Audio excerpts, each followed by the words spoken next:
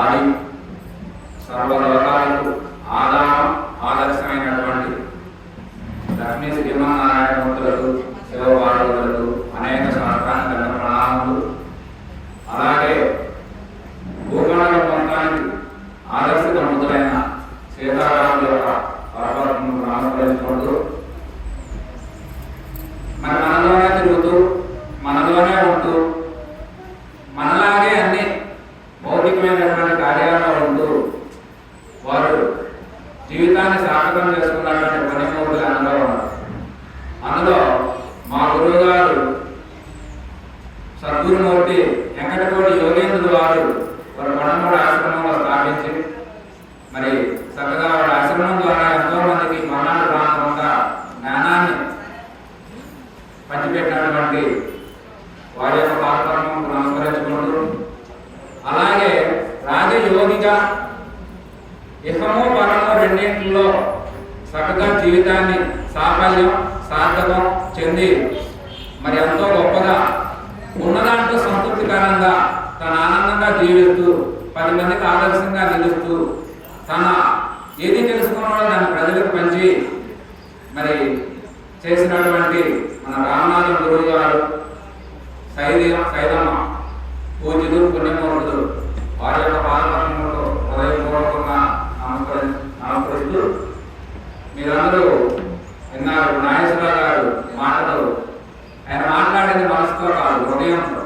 ఎందుకంటే మన రామనాథం గురువు గారు చాలా మంది గురువులంతా కూడా మనం ఏంటంటే ఏదో దానికి గొప్పగా మహిళలు అది ఎక్కడో ఉంటే వాళ్ళు ఏదో పెద్దవాళ్ళుగా గొప్పవాళ్ళుగా అనుకుంటాం. కానీ అలా కాకుండా మనలోనే ఉంటూ మనలోనే జీవిస్తూ లోకం ఏమైతే ఆశిస్తుందో ఆ పాత్రలన్నీ భర్తీ చేసినటువంటి వాళ్ళు మన రామనాథ గురువు గారు సైతం గారు. అంటే ఏమిటి ఆ పాత్రలు అంటే, నాకు మంచి కొడుకుంటే బాగుండు అని ఒక తల్లి అనుకుంటుంది. అలాగే నాకు మంచి భర్త ఉంటే బాగుండు అని భార్య అనుకుంటుంది. అలాగే నాకు మంచి పిల్లలు తల్లిదండ్రులు మంచి తల్లిదండ్రులు అయితే బాగుండు, లోకంలో మనం కోరుకునే ఇవే ఇలా అనుకుంటా ఉంటాం. అలాగే దేవుడు కూడా మంచి భక్తులు అయితే బాగుండు. భక్తులు చాలా మంది ఉంటారు, కానీ అందులో ఏళ్ల మీద లెక్క పెట్టే కొద్దిమంది భక్తులు అసలైనటువంటి భావార్థాలు ఏ స్వార్థం లేనటువంటి నిస్వార్థంగా జీవించేటువంటి భక్తులు ఉంటారు. కాబట్టి అట్లాంటి భక్తులు ఉంటే బాగుండు అని చెప్పి దేవుడు కూడా అనుకుంటాడు. అట్లాగే మన శిష్యులందరూ ఏమనుకుంటాం, ఒక మంచి గురువుగా అయితే బాగుంటాయా అనుకుంటాం. అలా గురువుగా, కుటుంబ యజమానిగా, తండ్రిగా, కొడుకుగా, భర్తగా, పిల్లలందరికీ తండ్రిగా, ఇట్లా అన్ని పాత్రలు కొనిపుచ్చుకున్నటువంటి వ్యక్తి మన రామనాథం గురువు గారు సైతం ఉంటారు. అవునా? లేకపోతే ఈరోజు మనం ఎందుకు చేస్తాం కార్యక్రమం, వాళ్ళు మన పిడుగురాళ్ళలో తీసుకోండి, ఇక్కడ తీసుకొని చాలా మంది కోటేశ్వరం ఉన్నాం భౌతికంగా. కానీ మరి వాళ్ళందరికీ మనం ఏం చేయట్లేదు. వాళ్ళు ఏదో కుటుంబ పరంగా ఏమైనా ఉంటాయో అది వేరు, కానీ మామూలుగా ఇట్లా ఈ కార్యక్రమాలు మనం ఏం చేయట్లేదే.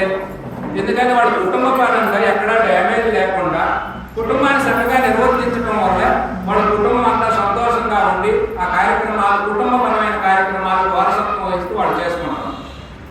మరి వీళ్ళకేం సంబంధం, వాళ్ళకి వీళ్ళకి ఈయన ఎక్కడ పొదలబడిలో పుట్టడం ఏమిటి, అక్కడ కొన్నాళ్ళు ఉండటం, తర్వాత ఇక్కడికి రావటం, అక్కడ నివాసం ఉండటం, 4 స్టేజీలు మరి విద్య చేసి మరి ఆ తర్వాత వీళ్ళందరినీ ఎట్లా ఆకర్షించాడు అనే విషయాన్ని తీసుకుంటే, వీళ్ళందరూ ఏదైతే మానవుడు తెలుసుకోవాలో ఆ తెలుసుకోవాల్సిన తరుణం వచ్చినప్పుడు ఆయనకి ఎప్పుడు మరి ఆయన మామూలుగా మనలాగే ఉన్నటువంటి వ్యక్తి.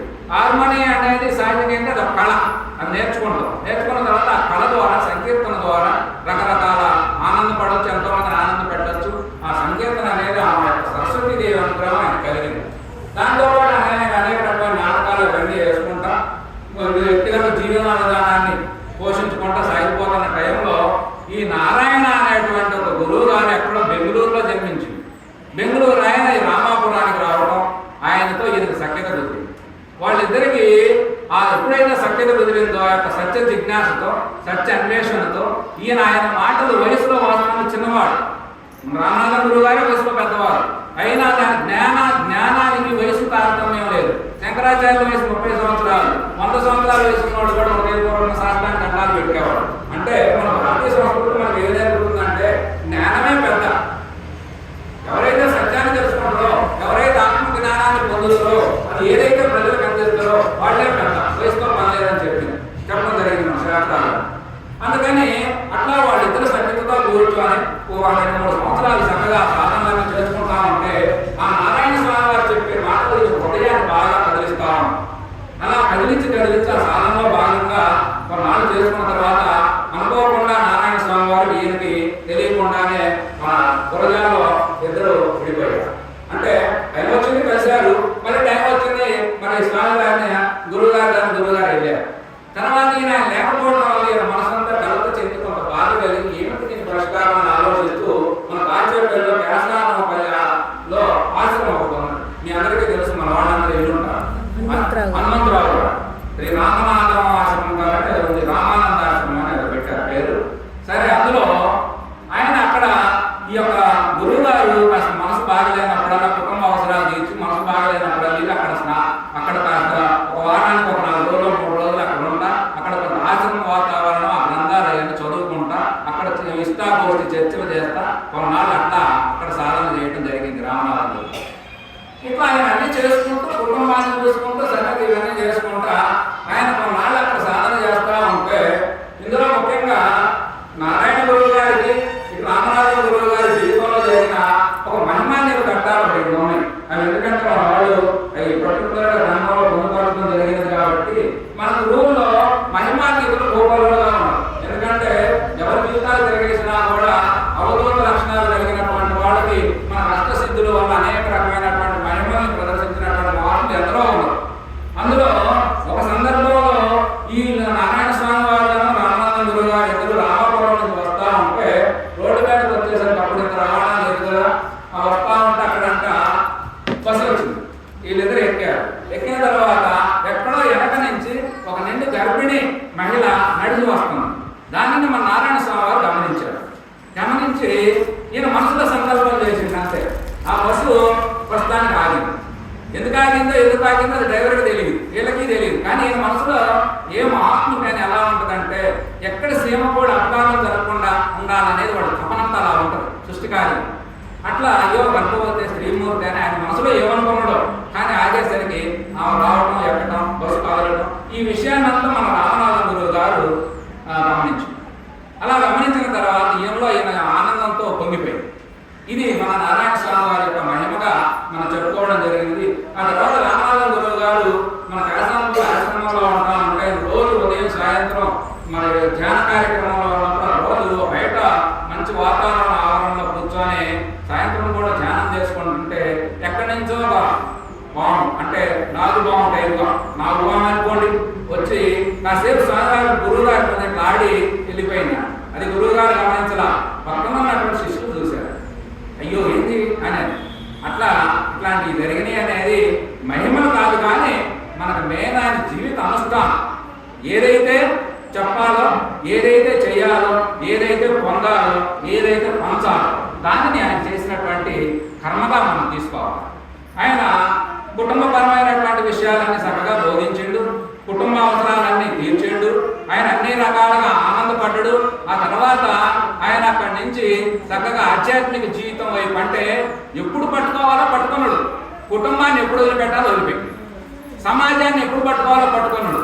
ఆ విధానంలో జీవితం ఎంత ముందుకు పోగలిగితే అంత ముందుకు తీసుకుపోయి ఆ పైన వదిలేసి అలా మనకి వదిలేసినటువంటి విధానంలో అలా రాజయోగిగా గొప్ప యోగేంద్రులుగా వారి జీవితం అంతా మనకు కనపడతా.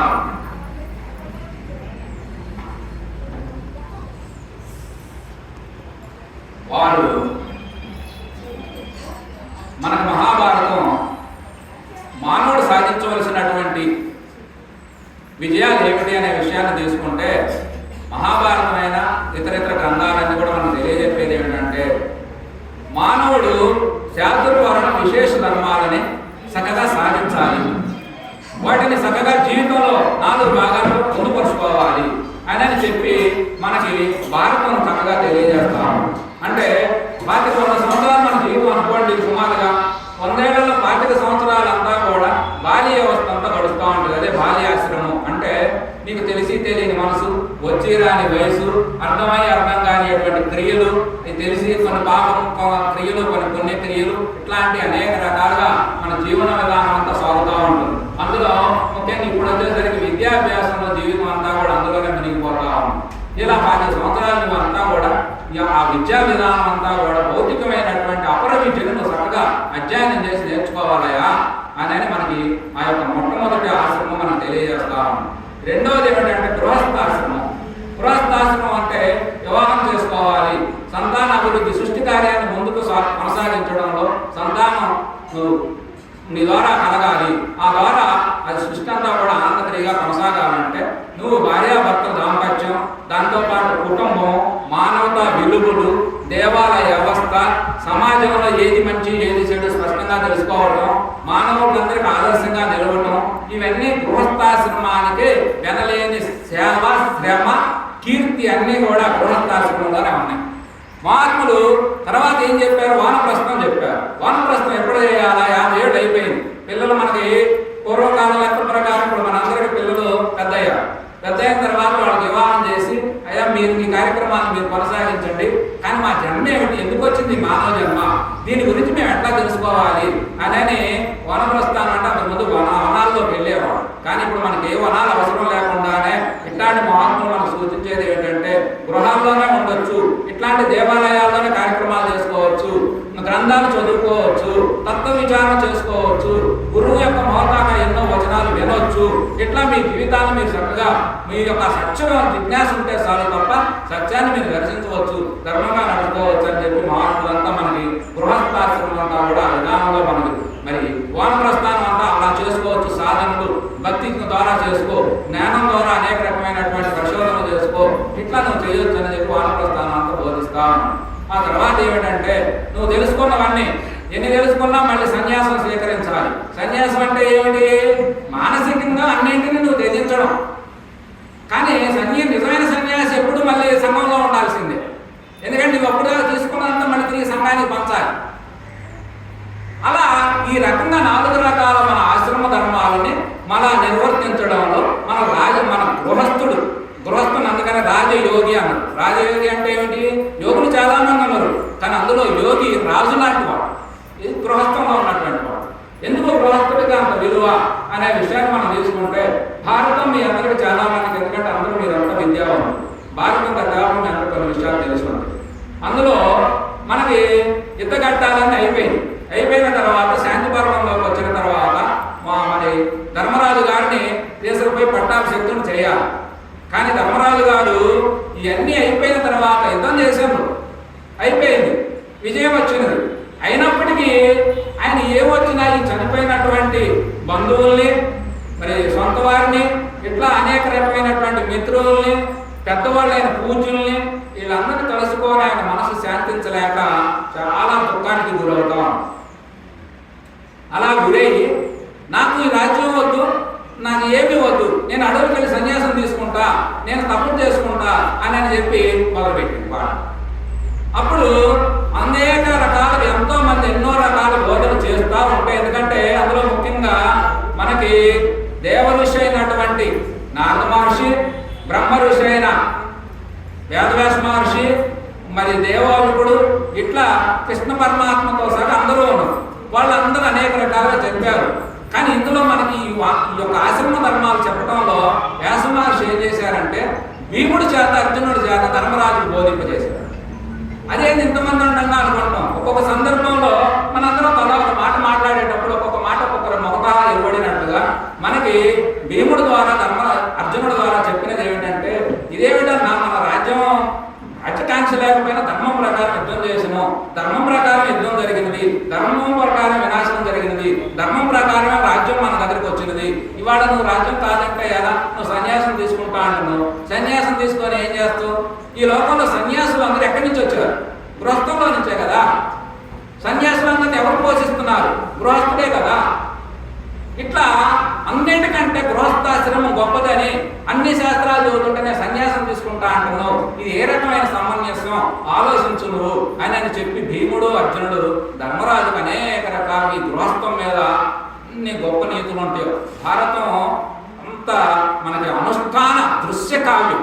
మనం దాన్ని సక్రమంగా అర్థం చేసుకొని చూస్తే, అందుకే అందులో మా వేదవ్యాస మహర్షి గ్రంథం మొత్తం రచన అయిపోయిన తర్వాత యథహస్తి తదన్యత్రి ఎన్నే హస్తిని తత్కవ్యచిత్తు అంటే ఇందులో ఉన్నదే ప్రపంచంలో ఉన్నది, ప్రపంచంలో ఏ విషయాలు నేను మీరు అందరూ అనుకుంటున్నారో ఆ విషయాలు మొత్తం ఈ భారతంలో పొందుపరచబడ్డవి, కావాలంటే పరిశోధన చేసుకోండి.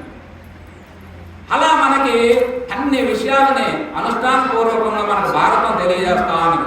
అట్లాంటి గృహస్థాశ్రమం ద్వారా మనకు మహాత్ములు మూల విరాటైన శ్రీరామచంద్రమూర్తి, బ్రహ్మం గారు, శ్రీకృష్ణ భగవానుడు, ఇదిగో ఇట్లాంటి మన దగ్గరికి ఆ చేరువుగా మన చేయి పట్టుకొని నడిపించేటువంటి రామనాథం గురువు గారి దాకా కూడా గృహస్థాశ్రమాల్లోనే ఉంటా కుటుంబ ధర్మాలని ఎప్పుడు మనకు తెలియాల్సిందల్లా ఒకటే, పట్టిడుపులు ఎప్పుడు ఎలా పట్టుకోవాలి, కుటుంబాన్ని ఎంతసేపు పట్టుకోవాలి, భార్యాభర్తల బంధం ఎంతసేపు పట్టుకోవాలి, సమాజం పట్ల మన బాధ్యత ఏమిటి, ఇవన్నీ మన పట్టిడుపులు తెలియటే మనం తెలుసుకోవాల్సిందల్లా. మనకు పట్టిడుపులు తెలియకపోవడం వల్ల 50 ఏళ్ళు బ్రతికినా 100 ఏళ్ళు బ్రతికినా ఇక భార్యాభర్తల బంధం, కుటుంబం, సంపదలు తప్ప మరొకటి కనపడదు. పోనీ నువ్వేమైనా మళ్ళీ పుట్టి మళ్ళీ ఇదే దేహం ధరించి ఇదే మనసుతో వచ్చి మళ్ళీ నేనేమైనా అనుభవిస్తానేది ఏమైనా ఉన్నదా? మనకి భగవద్గీత చెప్పే ప్రకారమైన, శాస్త్రాల ప్రకారమైన మన తత్వం అంతా కూడా ఆత్మకు మరణం లేదయ్యా, ఆత్మ అనేది నిత్యం అది కొనసాగేటువంటి పరంపరగా ఉన్నదని చెప్పినప్పటికీ మనం నేను అనేటువంటి ఈ జీవతాతున్యం ఇప్పుడు శరీరాన్ని అంటు పెట్టుకోవడం నేనే కదా మనం రోజు అనుకునేది. మరి ఈ నేనకి మళ్ళీ ఏమైనా రూపం ఉన్నదా? మళ్ళీ దానికి ఏమైనా గుణాలు ఉన్నాయా? నువ్వేమైనా చేసే పాపపుణ్యాలు ఏమన్నా నువ్వు దానికి ఏమైనా బాధ్యత వహించగలవా? ఇవన్నీ ఎట్లా? కాబట్టి నీకంటూ ఉన్నది ఒకే జన్మ. అందుకే నువ్వు అన్ని పాత్రను సక్రమంగా పోషించి ఈ భూమండలం మీద అద్భుతమైనటువంటి నీ నటనా చాతుర్యాన్ని నువ్వు ప్రదర్శించి పట్టిడుపులన్నీ తెలుసుకోవాలి. ఎప్పుడు ఎలా పట్టుకోవాలి, ఎలా వదిలిపెట్టాలో తెలియటమే అసలైనటువంటి జ్ఞానం. అలా వదిలిపెట్టగలిగినటువంటి వాడు జ్ఞానం ద్వారా సత్యాన్ని తెలుసుకోవాలి, ధర్మంగా జీవించాలి. అలా జీవించేటువంటి మహాత్ములలో మనకి చాలా మంది కనపడతా ఉంటాం. అలా కనపడటంలో మనం ఆ విధంగా మనం జీవించగలిగితే ప్రతి మనిషి కూడా మహాత్ముడుగానే అవుతుంది. ఎందుకంటే మన మహాత్ములు చెప్పే మాట ఏంటంటే మానవుడు అనేక దశలుగా మార్పు చెందుతా ఎదగాలి. మన దేహం మారుతా ఉన్నది మనందరికీ తెలుసు, మన మార్పులు మనం చూసుకుంటున్నాం. అట్లాగే మానసిక వ్యవస్థలో, సాధనా వ్యవస్థలో, సమాజంలో మానవుడు అంటే మనం ఏమనుకుంటాం, మానవుడు అంటే మనంతా మానవుడు అనుకుంటున్నాం. కానీ భారతం చెప్పే ప్రకారం నువ్వు కనీసం మానవుడుగా కూడా బ్రతకట్లేదని చెప్తుంది. ఎందుకంటే విపరీతమైనటువంటి జీవహింసకు దారితీస్తా ఉన్నాడు. మానవుడు చాలా తెలివికలవాడు, నైపుణ్యం కలిగిన వాడు, సృష్టిని ప్రతిసృష్టి చేయగలిగినటువంటి వాడు. నీ ప్రకృతి మొత్తం నీ చేతుల్లో నువ్వు తీసుకోగలవు, ఏదైనా శాసించి నడిపించగలవు. నీకు అన్ని హక్కులు భగవంతుడు ఇచ్చాడు. కానీ వాటన్నిటిని నువ్వు దుర్యోగపరచుకుంటా, ఆధిపత్యం చలాయిస్తా, ఏ పదవి ఉంటే ఆ పదవులు మొత్తం నీవే అధిపతివైనట్టు అందరినీ బానిసత్వంగా చేసుకుంటా, సర్వ జీవులని వాటి యొక్క హింసకు దారితీస్తా. మానవుడు అన్ని జీవుల యొక్క గుణాలు కొనిపుచ్చుకొని సీమగా, దోమగా, కుక్కగా, నక్కగా అన్ని ఒక్కొక్కటికి వాటి దేహపరమైనటువంటి ఒకే లక్షణం ఉంటుంది. కానీ మానవుడికి అన్ని లక్షణాలు కొనిపుచ్చు. కానీ వీటన్నింటి గురించి కనుక్కోగలడు, వీటన్నింటిని వదిలించుకోగలడు, వీటన్నింటికి అతీతగా అధిపతిగా ఉండగలడు. ఆ జ్ఞానం కూడా మానవుడికి ఉన్నది. కానీ అక్కడ దాకా పోవట్ల. అందుకని మానవుడుగా జీవించాలి, మానవోన్నతుడుగా జీవించాలి, మహాత్ముడుగా జీవించాలి, పరమాత్మ స్థానాన్ని అలంకరించాలి. ఇది మన శాస్త్రం చెప్పేది. అంటే మానవుడు అంటే ఏమిటి? నేను మానవుడు. మరి మనందరం మానవులమేగా, మానవత్వం పెరిగింది. అందుకనే మీ అందరికీ ఇక్కడ ఉన్నటువంటి వాళ్ళందరూ మీరంతా ఉన్నతమైనటువంటి విద్యావంతులు, గొప్ప కుటుంబాల్లో జన్మించిన. ఒకప్పుడు పూర్వకాలంలో మనకి కొంచెం వైశాఖ కార్యక్రమాలు అంటే ఇతరులు కలుపుకోరయ్యేవాళ్ళు బాగా అన్నట్టుగా ఉండేవాళ్ళు.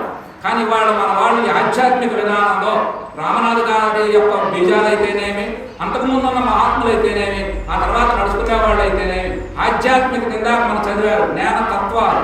తత్వం అంటే అవన్నీ నీవే అన్నీ అయ్యున్నామని చెప్తుంది తత్వం. ఆ తత్వాలన్నీ మనకి ఏం చెబుతున్నాయి? నీలో ఉన్నటువంటి ఆత్మభావాలను గుర్తు చేస్తున్నాయి, నీలో ఉన్న సమతా భావాన్ని గుర్తు చేస్తున్నాయి. నీవు మనంతా ఒకటేనని ఎన్ని పని రకాలు చెబుతా ఉన్నది ఆ జ్ఞానం. ఆ జ్ఞానం ద్వారా సమానత్వం చాలా పెరిగింది.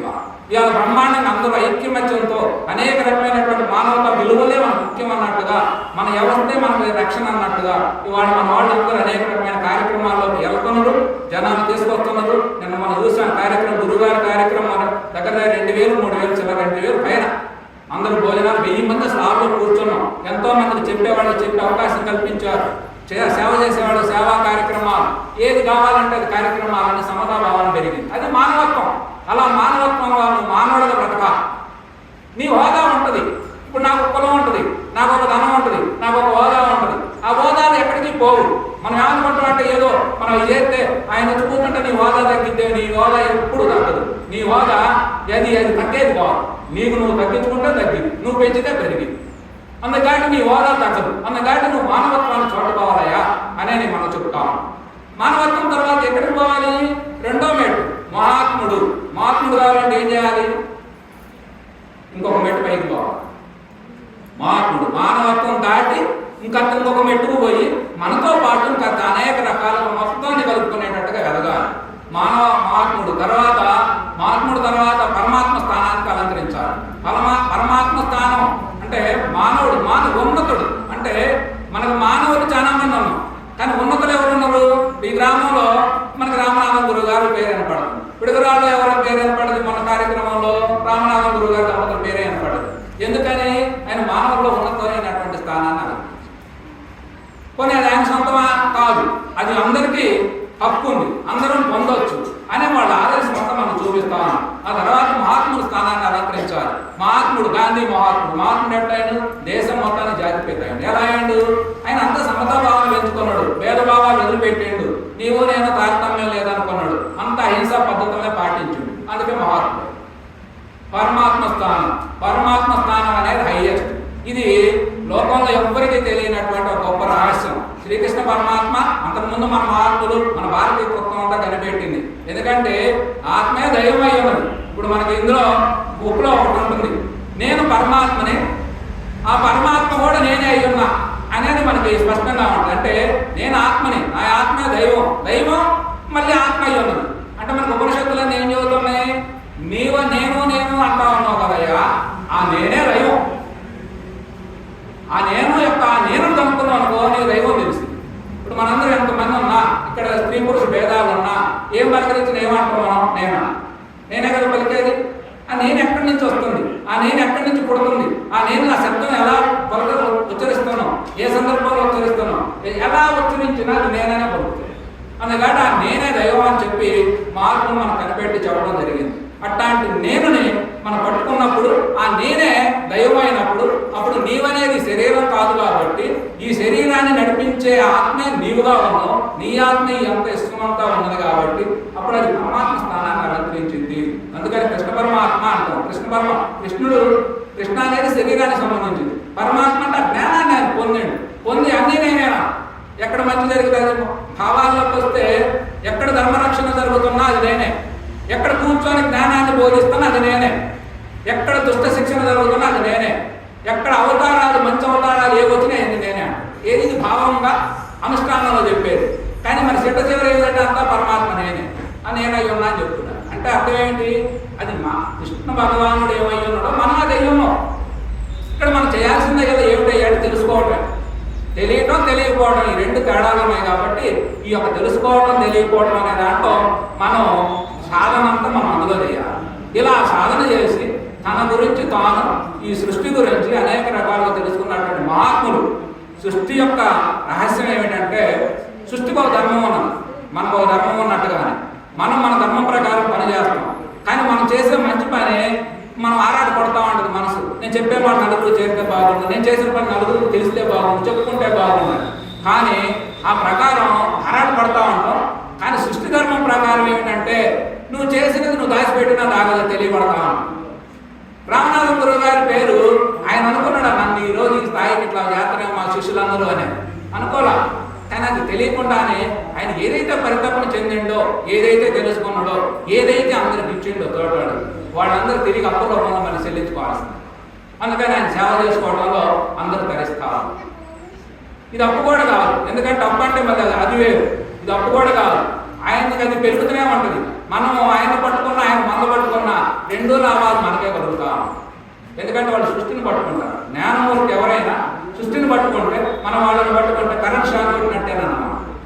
ఆ విధానంలో మనకి కొనసాగాలంటే మనం ఇట్లా అనేక రకమైన విషయాలు ఇవన్నీ మనం కూడా చాలా తెలుసుకోవాలి. దీనికి మనం చేయాల్సింది ఏంటంటే శుద్ధమైనటువంటి భక్తి ఉండాలి, శ్రద్ధ ఉండాలి. భక్తికి భయం కాదు, శ్రద్ధ ఉండాలి, ఆర్తి ఉండాలి, అందులో జిజ్ఞాస ఉండాలి. ఇలా అనేక రకాలుగా తత్వ విచారణ అంతా వాళ్ళ పేరు పెట్టారు. వాళ్ళ సంస్థకి తత్వ విచారణ సంఘం. ఎంత గొప్ప పడ్డది అందులో పోతే తత్వ విచారణ అంటే, తత్వంలో అక్కడేమీ భేదాలు ఉండవు, స్త్రీ పురుష భేదాలు లేవు. సృష్టిలో అణువున ఏమిటి దాన్ని పరిశీలించడమే కదా. గురించి సాక్షిభూతంగా ఉండి చూడటం అని తత్వం అంటే పరిశోధన చేయడం. అలా పరిశోధన చేసే దాంట్లో అంతా నీవై ఉంటాం లేదా భగవంతుడు అక్కడ దాకా తీసుకుపోతుంది. అందుకని అట్లాంటి ఒక తత్వ విచారణ మనం చక్కగా చేసుకుంటా ఈ కార్యక్రమాలు ఇవన్నీ మనం నడిపించుకుంటా ఉంటే మనం ప్రమాణంగా మనం వారు ఏదైతే పొందారో మనం కూడా దాన్ని పొందవచ్చు. మహాత్ములు చెప్పే మాట, వేదం చెప్పే మాట అది ఒకరికి సంబంధించిందని కానీ భేదాలు ఉన్నాయని కానీ ఏమి చెప్పట్లా. నీ జిజ్ఞాస, నీ యొక్క కృషి, నీ యొక్క చేసేటువంటి కర్మలే నేను తీసుకుపోతాయి అక్కడికని చెప్తాను. అలా తీసుకుపోవడంలో నువ్వు ఎవరితో పని లేకుండా నీకు నువ్వుగా పరిశోధన చేస్తా ఉంటే నువ్వు చేయాల్సిన పని నువ్వు చేస్తే సృష్టి ధర్మం తను చేయాల్సిన పని తను చేస్తావు. సృష్టి ధర్మం ప్రకారం ఎవరు ఏం చేస్తే వాళ్ళ ఫలాలు ఖచ్చితంగా కర్మ సిద్ధాంతం ప్రకారం అది వాళ్ళు పొందవలసింది. అది నియమం, సృష్టి యొక్క రాజ్యాంగ నియమం అన్నమాట. కర్మ సిద్ధాంత నియమం. అలా కర్మంలో మనం ఏమి చేసినా కూడా అది మనం ఖచ్చితంగా మనం పొంది తీరతాం. ఏమి చెయ్యకుండా అది ఏది రాదు. అందుకని కర్మ సిద్ధాంతంలో మనం పని అంటే భగవద్గీతలో మన శ్లోకం ఉంటుంది. ఎవరెవరు ఏ కర్మలు చేస్తే ఆయా ఫలాలని ఇస్తాను అంటే అర్థం ఏంటి? మనం ఆయన ఇస్తాడు అనుకుంటాం. ఆయన వేయడం కాదు. రహస్యం ఏమిటంటే ఇప్పుడు మన బ్యాంకులో అకౌంట్లు ఉన్నాయి. పూర్వం మనం అకౌంట్లు ఇస్తే దానికి వడ్డీ ఎంత కట్టాలో లెక్క చూసి కట్టి చెప్పేవాళ్ళు. సంవత్సరానికి 10,000 తీసుకున్నాం, 1000 రూపాయలు వడ్డీ అయిందని. ఇప్పుడు సిస్టమ్ ఏంటి మీ అందరికీ తెలుసు. అది ఆన్లైన్లో ఎప్పటికప్పుడు ఇంక్లూడ్ అయ్యి వస్తా ఉంటాం. నువ్వు ఏళ్ళ పోయి చూపించావు అనుకో, ఆ 10,000 300 వడ్డీ అయింది అంటాడు. రేపు మధ్యాహ్నం పోయిన అనుకో 600 అయింది. 10 రోజులు అయిపోయిన అనుకో పెంచు.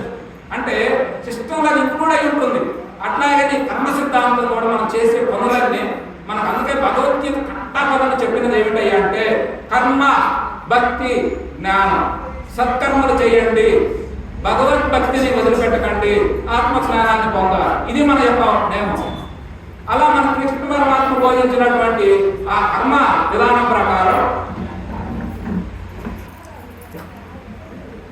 అట్లా భగవద్గీత లాంటి గ్రంథం. ఎందుకంటే మనకి అనేక గ్రంథాలు ఉన్నాయి. ఆ గ్రంథాల సారాంశం మొత్తం కలిపితే మనకు భారత సారాంశమే భగవద్గీత. భగవద్గీత యొక్క సారాంశం విష్ణు సహస్రనామం. విష్ణు సహస్రనామం అంత గొప్పగా ఉంటుంది. అట్లాంటి నామాలు, గ్రంథాలు మనకు కుటుంబ వ్యవస్థ, దేవాలయ వ్యవస్థ ఇంత గొప్పగా ఉన్నాయి. ఇప్పుడు శ్రీనగరంలో ఏర్పడినప్పుడు వాళ్ళు 5 కుటుంబాలు ఏర్పడ్డారు. కానీ ఇవాళ గ్రామం విస్తరించింది. మంచిదే, బాగానే ఉంది. కానీ అయాలు ఉన్నది రాముడే. కానీ ఈరోజు మనం వస్తుంటే చూసాం 4-5 చోట్ల చక్కగా బ్రహ్మాండంగా వాళ్ళు కీర్తనలు, ప్రార్థనలు చేస్తున్నారు. తప్పేమీ లేదు, చేసుకోవచ్చు. కానీ మన ఆలయాలన్నీ మరి కోట్ల రూపాయలు ఖర్చు పెట్టి కడుతున్నాం. సరైన కార్యక్రమాలు, సరైన విధానాలు లేవు. ఆ విధానంలో మనం నడవాలంటే ఇప్పుడు దాకా మనం చెప్పుకున్న తత్వం ఇప్పుడు మళ్ళీ మన సంస్కృతిలోకి వస్తున్నాం. ఎందుకంటే ఇందా చెప్పిన దాన్ని వేరు, ఇది వేరు. ఈ సంస్కృతి మన యొక్క సంస్కృతి అనే విధానానికి ఏమిటంటే మన యొక్క జీవన విధానం చాలా అద్వైతంగా, గొప్పగా, సమతాభావం కింద మనం చెప్పుకున్నదంతా ఉంటుంది. కాబట్టి అట్లాంటి విడదీసే తత్వం లేదు. కాబట్టి మన యొక్క రామాయణ తత్వం కానీ, కృష్ణతత్వం కానీ, మన శివతత్వం కానీ ఇవన్నీ మనం పనిచేయాలంటే మన వ్యవస్థలన్నీ మనం సక్రమంగా పనిచేయాలి. అలా పనిచేయడంలోనే మనం ఏదో రకమైనటువంటి కార్యక్రమాలు ఇవన్నీ కూడా మనం పెంచాలి. కోట్ల రూపాయలు ఖర్చు పెట్టి దేవాలయాలు కడతాం. కార్యక్రమాలు సక్రమంగా ఇవ్వాలనుకోండి ఏముంటుంది చెప్పండి. ఈరోజు ఈ కార్యక్రమం మన యొక్క రామనాథం గురువు గారి 25వ ఆరాధన కార్యక్రమం. వారి మనసులో సంకల్పించి మన నాగేశ్వరరావు గురువు గారు మరి ఆయన సంకల్పం చేశారు. ఏదో రకంగా గురువు రుణం తీర్చుకోవాలంటే గురువు ఏ మార్గాన్ని ఇచ్చి మనందరం మానసికంగా వృద్ధి పొంది ఈరోజు పాశ్చాత్య సమాజంలో పర్లేదు మంచివాళ్ళు అనేది భౌతికంగా అనిపించుకుంటున్నాం. ఆధ్యాత్మికత, ఆత్మానందం కలుగుతా ఉన్నది. ఇట్లా మా యొక్క జన్మ సార్థకానికి ఆ గురువు గారి యొక్క రుణం తీరాలంటే ఏం చేయాలని ఆలోచన చేసి వారు గత మరి చిన్న చెప్పారు 30 సంవత్సరాల నుంచి కార్యక్రమాలు ఇట్లా చేస్తున్నామని. 2010లో మన యొక్క గురువు గారికి ఒక పీఠం తయారు చేశారు. ఆ తర్వాత అనేక రకమైన కార్యక్రమాలు ఇవన్నీ చేస్తా ఉన్నారు. అందులో ఆరాధన కార్యక్రమం కూడా చేయాలని చెప్పి సంకల్పం చేసి చక్కగా మనకు అక్కడ ఆరాధన గురుగారు బ్రహ్మాండంగా ఆరాధన కార్యక్రమాలు చేస్తున్నాం. దానిలో భాగంగా గురువు గారు ఇక్కడ ఉన్నాడు, జీవించారు. మరి రామాలయంలో ఆయన కూడా ముఖ్య పాత్ర ఉన్నది. ఆ పాత్రకి మనం కూడా ఆయన చేసినటువంటి పనిని గుర్తు చేసుకున్నట్టుగా, అందరినీ కలుసుకున్నట్టుగా, ఈ యొక్క తత్వాన్ని 10 మందికి చేరేటట్టుగా చేయాలనేటువంటి నాగేశ్వరరావు గారి యొక్క దంపతులతో పాటు అనేక మంది ఉన్నారు. ఎందుకంటే నాగేశ్వరరావు గారు మాకు ఆధ్యాత్మిక మిత్రులు, వారి గురించి నేను కొంచెం ప్రత్యేకించి చెప్తుండడం జరుగుతుంది. అలా మరి వారి కార్యక్రమాలను కొనసాగిస్తాము. ముఖ్యంగా ఏంటంటే మనం గురువుగారు శరీరం భౌతికంగా శరీరం లేదు, శరీరం అలాగే వచ్చింది, దాని కాలం అది పూర్తి చేసి శరీరాన్ని విడిచిపెట్టి గురువుగారు వెళ్ళాడు. కానీ మరి ఇప్పుడు గురువుగారు ఎక్కడున్నట్టు అంటే మన జ్ఞానం ప్రకారం మనకి ఏం చెబుతున్నది అంటే గురువు అంటే జ్ఞానం, జ్ఞానాన్ని ఎవరు ధరిస్తే వాళ్ళే గురువు. అందుకు కాబట్టి వాళ్ళ గురువు ఎవరు? మనం ఎవరైతే రామనాథం గురువు గారు ఎట్లా జీవించారో అలా మనం కూడా జీవిస్తా ఆయన ఆశయాలకు అనుగుణంగా మన 2 రకాల జీవితాన్ని చక్కగా చేసుకొని ఆయనలా నడుచుకునే ప్రతి ఒక్కరు ఆయనే.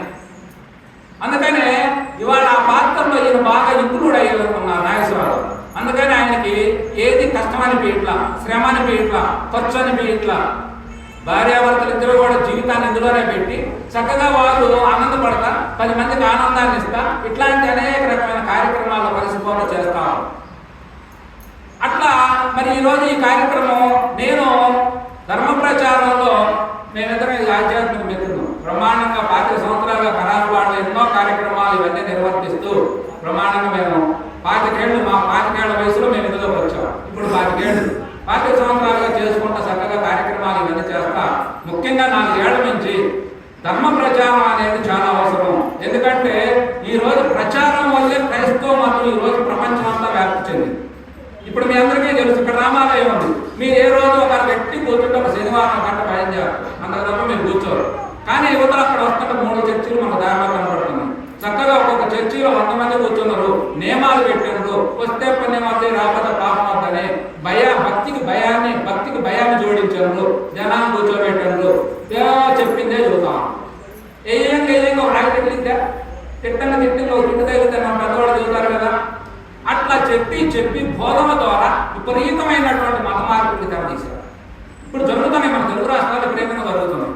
అందుకని నేను ఒక హైందవ సంస్కృతి సాంప్రదాయాలని తెలుసుకున్న వాడిగా హిందూ మతాన్ని మరి మనం అర్థం చేసుకున్నది ఏమిటి, మనం ఆచరించవలసినది ఏమిటి, అసలు 10 మందికి ఏమి చెప్పాలి, మన దేవాలయాల యొక్క విశిష్టత ఏమిటి, కుటుంబ వ్యవస్థలో ఉన్నటువంటి గొప్ప స్థితి ఏమిటి, ఇవన్నీ మనం ప్రజలకు చెప్పాలి. మన రామతత్వం మనకి ఏమి నేర్పుతున్నది, కృష్ణతత్వం ఎక్కడ తీసుకుపోతున్నది అని చెప్పి 4 సంవత్సరాలు అయింది మొదలుపెట్టి అనేక గ్రామాలు తిరుగుతాం. తిరిగే దాంట్లో నేను అప్పుడప్పుడు ఎప్పుడన్నా బయటకు వెళ్ళేటప్పుడు ఈ శ్రీనగరం కూడా వస్తే బాగుండు, శ్రీనగరం కూడా ఒకసారి వస్తే బాగుండు. ఎందుకంటే నాకు 2-3 పద్ధతులు ఉన్నాయి. ఒకటి, ఎవరు పిలవకపోయినా నా బండి వేసుకొని నా వాటర్ బాటిల్ తీసుకుని వచ్చి అక్కడ కూర్చున్నాను. మైక్ ఉంటుంది, ఎవరు మంచి మాటలకి మంచి పాటలకి ఎవరు కాదన్నారుగా చక్కగా కూర్చొని మాట్లాడుతుంటే మీలాంటి తల్లు ఎవరో సేపు ఉంటే బైక్ కానీ వస్తారు కదా, ఏ ఊరు ఏంటి అంటారు. అయ్యా మరి ఖరాబ్ పాటు ఇట్లా వచ్చాను అది అంటే వాళ్ళు కొంతమంది ఏ కులం ఏది అని అడుగుతారు. నా కులం నేను చెప్పను, మీ కులం నేను అడగను, మీకేం పని కులాలతో అని అనే మాట చెప్పి ఆ రకంగా నేను ఏం చెబుదాం అనుకున్నా హోలో గంట చెప్పిన తర్వాత బాగుందయ్యా. ఎందుకంటే నా ఉద్దేశం ఏంటంటే అర్థమయ్యేటట్టుగా చెప్పాలి. మన సంస్కృత శ్లోకాలు వదిలిస్తాం. ఇప్పుడు జ్ఞానతత్వాలు అద్భుతంగా చదివారు, ఆ తత్వాలు నాకు ఆ అర్థాలు తెలుసు, అవి అర్థం చేసుకుంటే ఎందుకంటే మీరు చెప్పాల్సింది ఇంకేమీ లేదు. ఆ తత్వాల్లో ఉన్నటువంటి తాత్పర్యం ఎందుకంటే గురువు గారు అర్థం చేసుకొని చాలా లోతైనటువంటి భావార్థాలతో ఆయన రచన చేశారు. దాన్ని అర్థం చేసుకుంటే సరిపోదు, కానీ మరి అర్థం కావట్లేదు. అర్థమయ్యేటట్టు ఎట్లా చెప్పాలి అనేటువంటిది, జనం హృదయాలను ఎట్లా కదిలించాలి, ఎట్లా అర్థమయ్యేటట్టు చెప్పాలి అనేటువంటి నేను సంకల్పం చేసి నేను ఒక్కడనే వచ్చి చెప్తా, లేదా ఎవరైనా పిలిస్తే చెప్తా. ఈ రకంగా నాకు ఏ గౌరవాలతో పని లేదు, ఏ గురుదక్షిణతో పని లేదు, గురు పూజలతో పని లేదు, నాకు అసలు దేనితో సంబంధమే లేదు. నా పనంతా ఒకటే, భారతీయ యొక్క సంస్కృతి సాంప్రదాయాల పరిరక్షణ ధ్యేయంగా పెట్టి నేను పనిచేద్దామని బయలుదేరి నాతో వ్యాపారం ఉంది వదిలేశారు. కిరాణా షాప్ బ్రహ్మాండం తాగింది, రోజు ఒక 5 రూపాయలు ఆదాయం అవుతుంది. తీసేసి ఒక 5 ఎకరాల పొలం ఉంది, దాన్ని కౌలుకి ఇచ్చాం. పిల్లలు ఇద్దరు ఇంకా పెళ్ళిళ్ళు కాల, వాళ్ళకి టైం ఉంది, వాళ్ళు చేసుకోవాలి, మనం చేసేది ఏం లేదా రాముడు చేయాలి. కాబట్టి ఇది చేయటమే జీవిత లక్ష్యంగా పెట్టుకొని నేను పనిచేస్తా.